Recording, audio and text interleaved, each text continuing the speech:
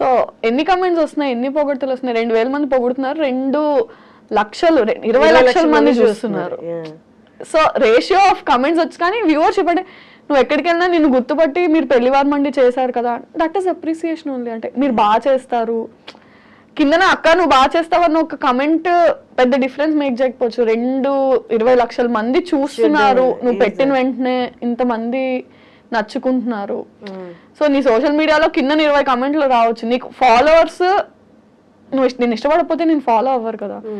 Like చేయడం, comment చేయడం కాదు, అంటే నిన్ను అడార్ చేస్తున్నారు కాబట్టి they following your work, they following you personally. బయట నిన్ను చూసినా సరే నువ్వు ఇక్కడ సెకండ్ దగ్గర ఇచ్చిన ఈ ఎక్స్ప్రెషన్ బాగుంది అంటే ఎందుకంత చేస్తున్నారు అంటే because they liking it, that is appreciation only. Virajita, ఒక 5 years ముందు యూట్యూబర్గా అప్పుడే ఇనిషియల్గా స్టార్ట్ చేసి ఈ 5 yearsలో కొంచెం సక్సెస్ గెయిన్ అయ్యి ఈ మధ్య కాలంలో కొంతమంది YouTubers as well as influencers అని కూడా చెప్పొచ్చు, కెరీర్ చాలా స్పాయిల్ చేసుకుంటున్నారు.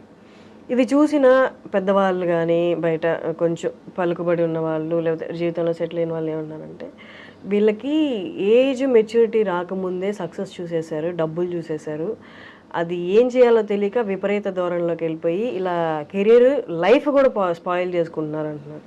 But at the same time సక్సెస్ఫుల్గా వెళ్ళే వాళ్ళు కూడా ఉన్నారు. బట్ ఈ రేషియో ఎక్కువగా అనిపిస్తుంది. What is your take or your comment on that?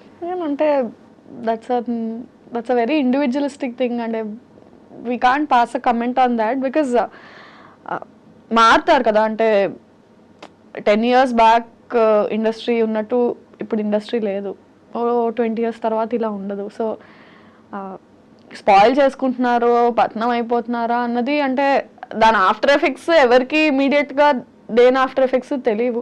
It happened అంటే అది that's a very personal thing and individualistic thing. ఎవరు కావాలని కెరియర్ స్పాయిల్ చేసుకోవాలి అనుకోరు. ఎక్కడో చేసిన ఒక యాక్ట్ అది పైలప్ అయ్యి అండ్ సమ్హౌ బర్స్ట్ అయిపోతుంది మీడియాకి వచ్చేసరికి.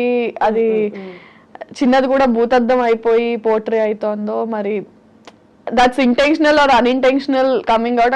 అండ్ మేబీ పబ్లిక్ కూడా ఎక్కువ అటాచ్ అయిపోవడం వల్ల వాళ్ళు ఎవరినైతే అభిమానిస్తారో వాళ్ళ మీద చిన్న ఇది వచ్చినా సరే దాన్ని వాళ్ళు తీసుకోలేక బ్యాక్ లాష్ అవ్వడం. అగైన్ అంటే it's a very personal. But ఈ పబ్లిక్గా ఉన్నప్పుడు, పబ్లిక్గా వాళ్ళు విజిబుల్గా ఉన్నప్పుడు, వాళ్ళ వర్క్ విజిబుల్గా ఉన్నప్పుడు డూ యూ థింక్ అంటే వాళ్ళు ఎక్స్ట్రా కాన్షియస్గా ఉండాలి? దట్స్ వాట్ అంటే సీనియర్ యాక్టర్స్ కానీ ఈ ప్రొఫెషన్ ఎప్పటి నుంచో ఉన్న వాళ్ళు చేస్తున్నారు. అది వాళ్ళు ఇంకొక కొంచెం ఎక్స్ట్రా ఉండాలి కేర్ తీసుకుంటారు ఐడియల్లీ. బట్ అంటే ఇట్స్ బోత్ వేస్. అంటే the person has to be extra careful because there is too much attention on you.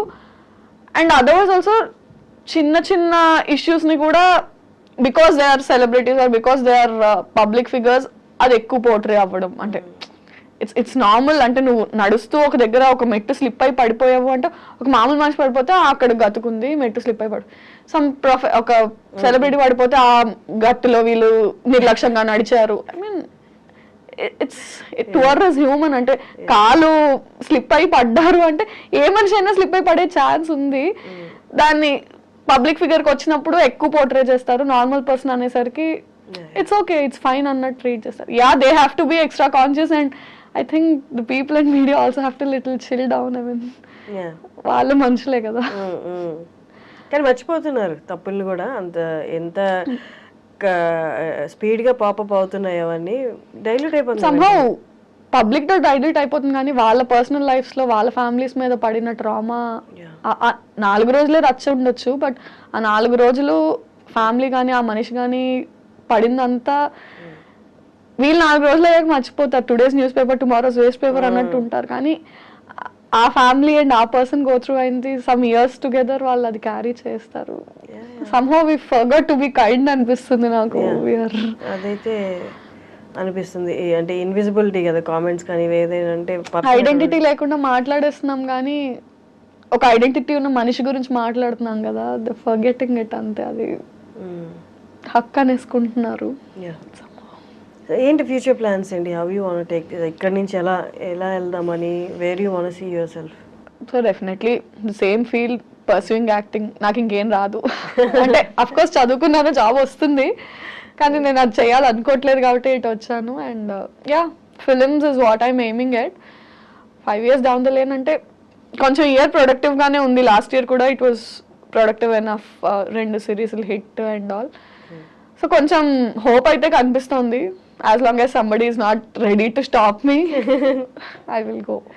Okay, మా అమ్మాయిలకి మేజర్గా వచ్చే క్వశ్చన్, ఈవెన్ ఐఎమ్ ఫేసింగ్, అందుకే ఈ క్వశ్చన్ అడుగుతున్నాను.